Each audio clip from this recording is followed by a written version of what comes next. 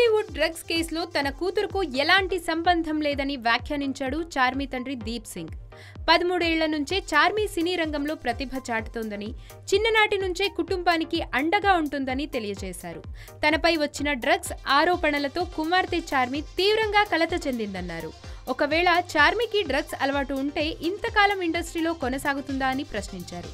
తను ఇప్పుడు పైసా వసూలుతో బిజీగా ఉందన్నారు. అయితే ఒకరిపై ఆరోపణలు చేస్తూ వార్తలు రాసేటప్పుడు వారి కుటుంబాలను దృష్టిలో పెట్టుకోవాలని సూచించారు. ఇక తనకు తెలిసినంత వరకు పూరి జగన్నాథ్ వ్యక్తిగతంగా మంచోడని, పూరి ఒక అద్భుతమైన దర్శకుడన్నాడు. ఆయన త్వరలోనే నిర్దోషిగా బయటకు వస్తారన్నాడు. ఆయన క్లీన్ చిట్ తో అందరికీ సమాధానం దొరుకుతుందన్నారు.